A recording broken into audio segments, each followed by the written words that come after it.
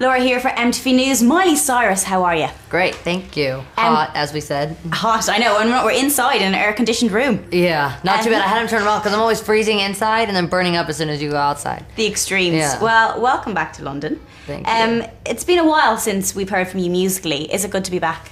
Yeah, everyone has been so supportive so far. I mean, especially with Can't Stop. The video has been going insane. It's at like 80 million or something crazy so far, and when we get to 100 million, we're gonna put out an even crazier director's cut. So I'm trying to keep it going. Hold on, there's something crazier than that. Yeah, we had to edit a lot for like a 2.5 What did you minute. edit? Well, actually, the UK made us edit a bunch, which okay. You can see kind of the more scandalous version online. But we have some scenes that didn't get used because it's kind of so much going on. We just filmed, we just partied and they filmed, and so there's so much that we didn't get to use that we wanna try to use that to amp everyone up to watch it even more than they already have. Well, you certainly have amped it up. Within the first 24 hours, something like 10.7 million. You bet Justin Bieber is the most watched within 24 hours. Yeah, I beat the record. That feels good. That feels good. Is it anything to say to Justin Bieber? I mean, he's kind of the man at the moment, but you just bet him. Actions speak louder than words. So I was stoked because that was the first time that I had really had to have people like trust my vision and just say, I know you guys may not get it, like on paper this isn't making any sense, and it kind of just had to be like a leap of faith, just know that it was going to come out right, because it's something you just have to hope that everyone really shows up and kind of has fun. You can't really like plan it, just like a good party. Yeah. It doesn't really matter where you are, it can go either way, it's just about the people you're around, so it had to be right, Well, it's perfect. It's not even out that long, it's already been nominated for 3 Video Music Awards, the MTV Video Music Awards. That's a pretty big honor. Yeah, I'm so stoked, just because me and Diane, we really had to kind of not go to war with this video, but we just had to get people to trust us, because it all had to be done with like good faith. Just say, I promise you on the day it's going to turn out. So that feels good, because now people they know they can trust me, and they know I'm on to something. I read somewhere that you said with this album coming out now quite soon that you wanted to be treated nearly as a new artist, that it was kind of like a new... Is that true? Is this kind of for you? Is this like, I'm a new artist coming out now? Yeah, that's kind of why I really wanted to go to every radio station I could and meet with as many people as I could, so I could kind of play the music and explain what I'm doing firsthand, and that's what new artists have to do. They don't get to start out with 13 million followers or whatever, so they have to build themselves up and get people to get to know them. So now I'm lucky because I don't have to do that part, but I want to continue to grow that 13 million and continue to get even more video nominations in the future. So I'm kind of treating it as a new artist too, rather than just that I already know what to do. Well, you're doing pretty well for a new artist. Thank you. Let's talk about the album that is still not titled yet. Yeah. Do you know what it is yourself? I know what it is. I just can't tell anyone. Okay, that's the one thing I've heard say. Everyone's like, ask her again. She's been asked loads of times. She won't tell you. It's partly because the anticipation is what's made everyone go and buy We Can't Stop right away. People bought the song on iTunes just out of me not putting anything out for 2 years. So I feel like the more people don't know, the more they want it. Let's talk about the album, people you worked with. You worked with Pharrell, will.i.am, Snoop Lion, formerly known as Snoop Dogg. Yeah.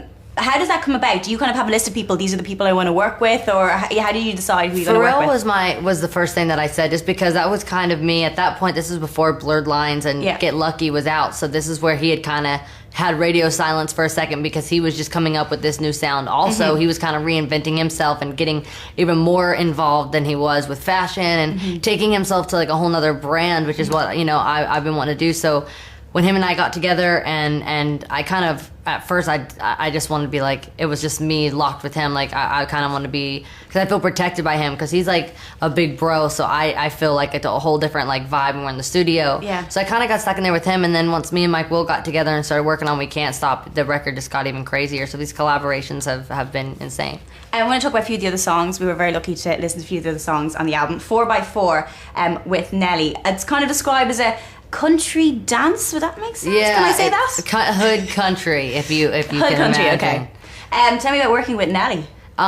He was awesome, just because I think I wanted to show people how many people I have on my side, and so many people rooting for me, and almost kind of passing the torch to me and kind of giving me the green light. And I just have made so many friends in this, and Nelly is just, he's one of those guys that even though he's been doing this forever, he loves being in the studio as many takes as he needs to do to make sure like you're happy and whatever. And I love people like that because I'm gonna only make music because I love it forever, and we have such a great life that you should enjoy being in the studio. That's the easy part of making a record. It's all the traveling afterwards that's hard. When you're in the studio for so long making a record, is it good because you have been away from the music for so long? Do you like kind of getting back out there, meeting everyone, and having people hear the music? Having been in the studio for so long. Yeah, I'm in the studio now for like 2 years, pretty much every day, and we work like all night. So I'm now it's exhausting what I'm doing right now, but I obviously like I want people to hear my music, and I want people to kind of know why the record is the way it is, and I love talking about who I've gotten to work with, so I'm excited. You mentioned there like your friends and there's so many people on your side.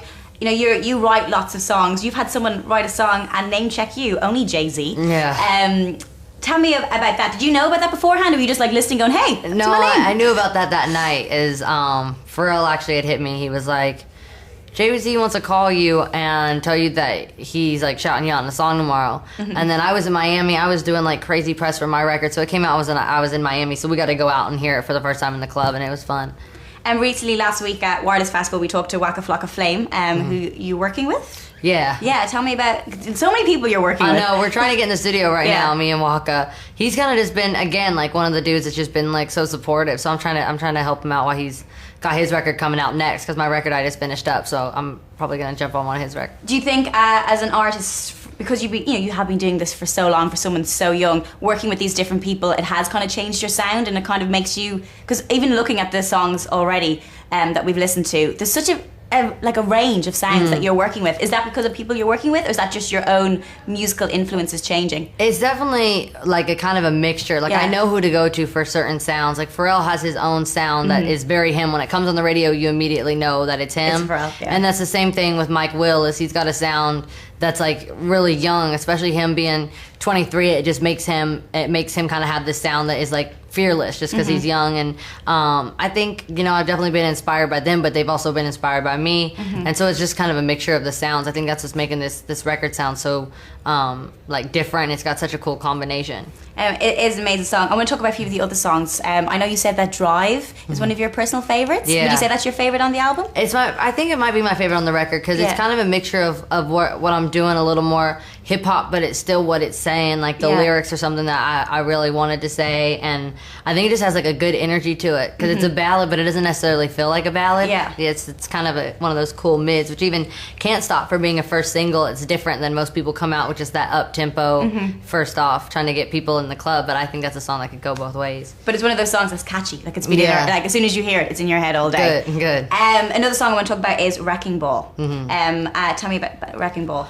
Wrecking Ball is another one of those ones that's like, I know it's going to be hard, because people are like speculate so much about, kind of go through and dissect all your words and your lyrics and try to know exactly what it's about. And sometimes a song is just a song, but then sometimes it is about something that's really hard. And so it's one of those ones that I think it's gonna be crazy, because I think girls everywhere especially are gonna relate to that song so much. There's not one person in the world that hasn't felt that feeling at one point. And so I think that's one of those ones that's just gonna get played over and over again. You mentioned there about when you work with different people, how you both kind of inspire each other, and even just coming into this hotel today, there's so many people outside who just aspire to be like you, and you've got so many fans.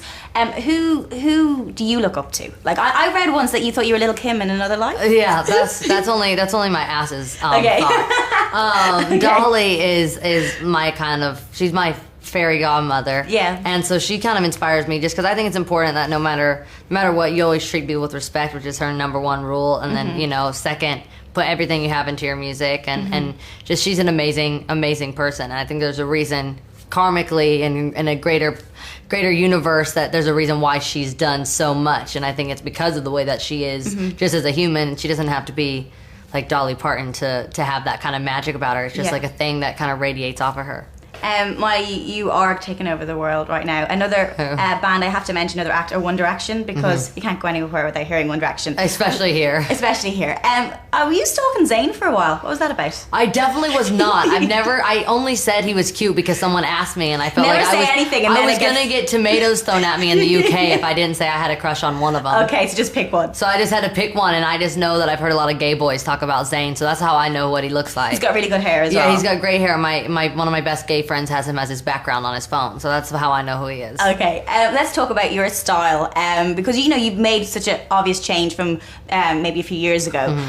Is that something that's very important to you? Because you said like Pharrell he's gotten into fashion now. Is fashion something that you're going to get into quite a lot as well? Yeah, like I've always been into it. Like as a kid, I didn't really care as much because I think I had to be a character so much. I didn't know really what my personal style was, and I think you take time and you get involved, and I've had such a close relationship now with so many amazing designers that really help me kind of know what's going to be coming up next. Because you had a background in acting, and when you're an actress you have to be someone in the past and movies that you've made. Is it fun then just to be Miley and then you can do what you want to do? Yeah, it's much more fun. So it's much more fun to get dressed, especially you get it as PU, and I don't love like all the touching all the time, like bitsing. Like I just think people need to like just live, and I think that's what was important about the Can't Stop video is it didn't look so like made in a machine that just knew it was going to work. You could tell that it was a risk. The Can't Stop video, is that just like a normal night out for Miley? Is that just so you hang around with your friends? Is that what goes on? Yeah, it was all inspired by true events. Everyone wants to now party with me because they see that we're all like crazy.